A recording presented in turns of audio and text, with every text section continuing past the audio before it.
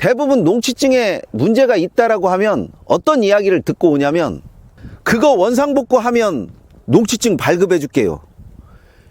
이런 이야기가 아주 단골 메뉴죠. 생각해 보세요. 아니, 내 소유가 되지 않았는데 어떻게 원상복구를 해요? 그러면 남의 땅을 함부로 손댄다라는 이야기인데 그건 가능하지 않죠. 농지를 저렴하게 취득하려고, 농지 경매를 처음 시작하려고 하는 사람들의 첫 걱정이 이 농지가 좋은 농지냐, 저렴하게 취득을 했느냐, 이것이 아니라 혹시 농취증 때문에 무슨 문제가 있지 않을까, 이 생각을 많이 하시더라고요.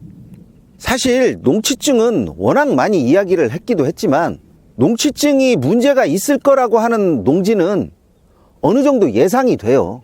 농지가 단독 소유가 아니라 소유권이 나눠진 지분으로 이루어졌을 경우, 이런 경우에는 농취증 문제가 처음에 생길 수도 있죠. 두 번째는 농지 위에 뭔가가 건축되어 있거나 아니면 어떤 물건들이 적치되어 있는 경우 농취증을 발급해주니 반려하느니 뭐 이런 문제가 생길 수 있죠. 또 이런 문제가 생겼을 때 어떻게 대처하느냐에 문제가 걸리기도 하는데, 일단은 농취증이 아무것도 아닌 것 같으면서도 문제가 되는 것은 농취증이 농지의 소유권을 이전하는데 필수 서류이기 때문입니다. 필수 서류이다 보니까 농취증에 관한 것은 웬만하면 발급해 주는 쪽으로 생각을 하는 것이 맞아요. 또 경매법원에서도 농취증 문제가 생기는 그런 농지를 경매에 붙이게 되면 막말로 이야기해서 소유권 이전도 못하는 거, 그런 물건 판다고 나선 꼴이 되잖아요. 그것보다는 농취증에 관한 좀 유연한 사고를 좀 가졌으면 좋겠어요. 대부분 농취증에 문제가 있다라고 하면 어떤 이야기를 듣고 오냐면, 그거 원상복구하면 농취증 발급해 줄게요. 이런 이야기가 아주 단골 메뉴죠. 생각해 보세요. 아니, 내 소유가 되지 않았는데 어떻게 원상복구를 해요? 그러면 남의 땅을 함부로 손댄다라는 이야기인데 그건 가능하지 않죠. 두 번째는 공유자하고 협의해오면 저희가 농취증 발급해 드립니다. 아니, 공유자하고 어떻게 협의가 됩니까?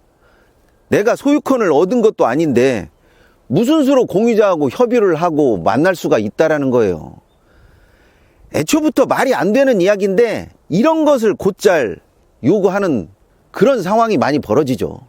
일단은 농지 위에 농취증 문제가 걸린다라고 싶으면 농지 원상복구 계획서를 쓰십시오. 일단은 소유권을 이전하면 내가 농지를 원상복구 하겠다, 어떤 방식으로 소유권을 이전하고 어떠한 방식으로 농지를 원상복구 할 것이고, 만약에 농지가 원상복구 되지 않았을 경우에는 불이익도 어느 정도는 감수하겠다, 뭐 이런 식으로 해서 농지 원상복구 계획서를 쓰는 것이 훨씬 더 좋습니다. 그럼에도 불구하고 농취증을 발급해 주지 않는 경우가 종종 생기죠. 이런 경우에는 보증금 빼앗기는 이보다 저라면 소송을 한번 하는 것으로 결정을 하겠어요. 물론 판례에 부산고법에서 농취증 문제로 결국은 농취증을 발급받지 못한 사람이 승소한 사례도 있는데, 이거는 조금 오래 지난 일이고, 그래도 비교적 최근에 승소한 사례가 있어서 그 물건도 한번 가지고 와봤어요. 이런 물건은 아마 농지경매에서 심심치 않게 등장하는 그런 물건이에요. 저도 이 물건을 소개한 적이 있는데 그때 농취증 문제가 살짝 걸릴 거라고 하는 예상은 했었어요. 왜냐하면 농지가 너무 크기도 하거니와 소유권이 나누어진 지분 물건, 그리고 집도 한두 채가 아니라 여러 채가 몰려있는 그런 농지에 농취증을 달라고 하니까 아마 쉽게 농취증을 내주지 않았을 거라고 하는 것은 어느 정도 예상이 됩니다. 그렇지만 이 낙찰자는 끝까지 소송했어요. 소송해서 결국은 승소하고 소유권 이전을 했습니다. 물론 이 물건으로 해서 이익이 어느 정도 컸냐, 아니면 결국 헛팀만 빼고 농취증으로 인한 이익이 거의 없었냐, 이것을 따지기에는 아직 좀 먼 이야기고요. 그래도 농취증이 안 나온다라고 하는 것을 소유권 이전했으니까 어찌됐건 첫 번째 목적은 달성한 것 같습니다. 그러니까 농취증에 대해서 너무나 쫄지 마시고, 내가 농취증을 발급해주지 않으면 반려처분 사유서를 가지고 경매 법원에 쫓아가기도 하고요.